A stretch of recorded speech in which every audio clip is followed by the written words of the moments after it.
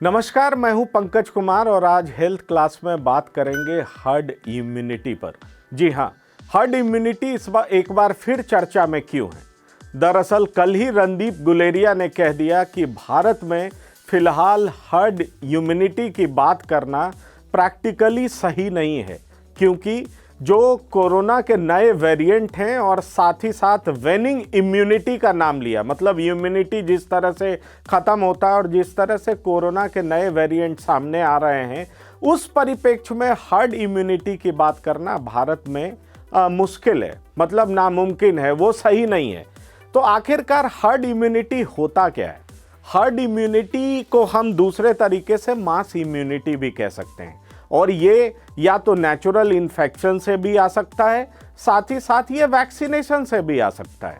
और जिस रफ्तार से इंडिया में वैक्सीनेशन हो रहा है उसकी दुनिया में तारीफ तो हो रही है, पर आपको जानकर के ये आश्चर्य होगा कि हमसे 1 महीने पहले से वैक्सीनेशन की प्रक्रिया जारी करने वाले देश जैसा कि चीन, अमेरिका, यूके, ये सब हमसे पहले वैक्सीनेशन की प्रक्रिया जारी कर चुके हैं। और उनकी जो आबादी है, अगर जिस स्पीड से चाइना का वैक्सीनेशन चल रहा है, अगर उस स्पीड से भी चलता रहा तो हर्ड इम्यूनिटी आने में 5 साल 5 महीने लगेंगे। अगर अमेरिका की बात करें, चूंकि यहाँ पॉपुलेशन कम है, तो 11 महीने लगेंगे, यूके में 6 महीने लगेंगे। और ये तब संभव है जब वैक्सीनेशन इसी रफ्तार से चलता रहा। तो अमेरिका में तकरीबन 35 मिलियन शॉट्स एडमिनिस्टर हो चुके हैं, जबकि अगर चाइना की बात करें तो 31.6 जो लेटेस्ट अपडेट है उसकी बात मैं कर रहा हूँ। और भारत में भी वैक्सीनेशन की प्रक्रिया जारी है, पहले हेल्थ वर्कर्स, फिर फ्रंट लाइन वर्कर्स, और उसके बाद 50 साल से ऊपर और 50 साल से नीचे जो कोमॉर्बिड कंडीशंस में उनको वैक्सीनेट करने की बात हो रही है। लेकिन भारत में हर्ड इम्यूनिटी है क्या?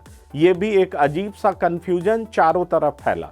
और ये चारों तरफ क्यों फैला उसके बारे में भी हम चर्चा करेंगे। इस स्लाइड में हम आपको दिखाएंगे कि दिल्ली में दरअसल पूरे देश में एक साथ कोई सेरोलॉजिकल सर्वे हुआ नहीं, अलग अलग जगह पे अलग अलग तरीके से सेरोलॉजिकल सर्वे हुआ। दिल्ली में हुआ, पिछले महीने हुआ, और उसमें कहा गया, जितना भी सर्वे हुआ, कहा गया 50% लोगों में इम्यूनिटी डेवलप हो गया। अगर पिछले साल की बात करें तो अगस्त में कहा गया था 29.1% लोगों में इम्यूनिटी डेवलप हुआ, सितंबर में 25.1, अक्टूबर में 25.5% लोगों में हर्ड इम्यूनिटी डेवलप हो गया। और पिछले महीने मैंने आपको बताया कि 50% से ज़्यादा लोगों में एंटीबॉडी सिर्फ दिल्ली में डेवलप कर गया। इस तरह की बातें बताई गई सेरोलॉजिकल सर्वे द्वारा, जो 5th सेरोलॉजिकल सर्वे यहाँ पर किया गया। लेकिन तमिलनाडु का जो ताज़ा आंकड़ा आया उसमें यह पाया गया कि 30% लोगों में इन्फेक्शन हुआ है, मतलब साफ है कि 70% लोग अनइन्फेक्टेड हैं, मतलब अनइन्फेक्टेड बचे हुए हैं, उनमें कोई इन्फेक्शन हुआ नहीं, वैक्सीनेशन हुआ नहीं। तो हर्ड इम्यूनिटी कैसे आ सकता है? और एक आंकड़े की बात करूं, एक स्टडी की बात करूं, ब्लूमबर्ग की जो स्टडी है वो ये कहता है कि 55 से 82% लोगों में को अगर वैक्सीनेट किया जाए या उसमें नेचुरल इन्फेक्शन हो तब हर्ड इम्यूनिटी हो सकता है। हालांकि ब्राज़ील के एक शहर में देखा गया कि 76% लोग इन्फेक्टेड हुए, फिर भी हर्ड इम्यूनिटी नहीं आया, इन्फेक्शन वहाँ पर कंटिन्यू रहा। तो आप समझ सकते हैं कि रणदीप गुलेरिया ने इस तरह की बात क्यों की। और एक देश की बात करूं, स्वीडन ने तो बाज़ाब्ता अपने पॉलिसी में इसको अडॉप्ट कर लिया था कि हर्ड इम्यूनिटी के जरिए, मतलब नेचुरल इन्फेक्शन के जरिए हर्ड इम्यूनिटी आएगी और ज़्यादा से ज़्यादा लोग कोरोना से बचेंगे। पर ऐसा हो नहीं पाया, स्वीडन को कोई फायदा नहीं हुआ। और कहा यह भी जाता है कि हर्ड इम्यूनिटी से माइल्ड इन्फेक्शन होता है, और माइल्ड इन्फेक्शन से क्या होता है, थोड़े बहुत एंटीबॉडी पैदा होते हैं शरीर में जो सफिशिएंट नहीं होते हैं कोरोना से लड़ने में।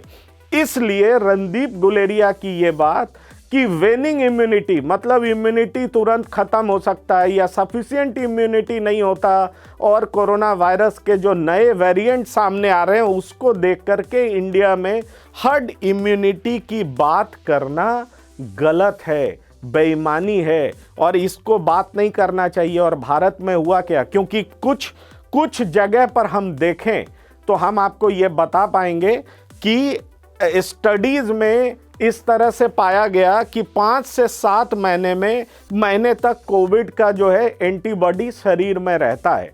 अब मैं आपको ये बताऊं कि अभी जो सर्ज कुछ प्रदेशों में देखा जाने लगा है, जैसे महाराष्ट्र की बात करें 81% हाइक हो रहा है, अगर आप मध्य प्रदेश की बात करें 43% हाइक है, पंजाब है 31% है, जम्मू कश्मीर है 22% है।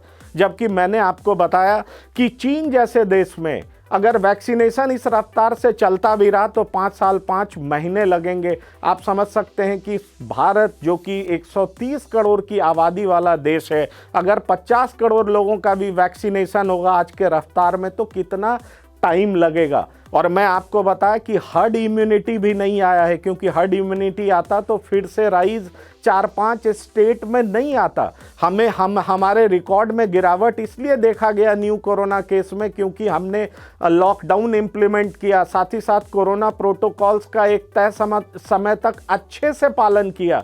लेकिन ज्यों ही हम थोड़े ढीले हुए, रिलैक्स हुए, कैजुअल होने लगे, फिर से सेकेंड सर्ज देखा जाने लगा है। इसलिए इस देश में हर्ड इम्यूनिटी जैसी बात करना बिल्कुल सही नहीं है। और इसीलिए रणदीप गुलेरिया जो कि एम्स के डायरेक्टर हैं, उन्होंने तमाम आंकड़ों को देखते हुए ये साफ कर दिया कि भारत में जिस तरह से 7,000 वेरिएंट नोटिस किए गए हैं, 4,000 के तकरीबन म्यूटेशंस देखे गए हैं, और जिस तरह से वेनिंग इम्यूनिटी है, तो इस परिप्रेक्ष्य में हर्ड इम्यूनिटी की बात करना सही नहीं है। धन्यवाद।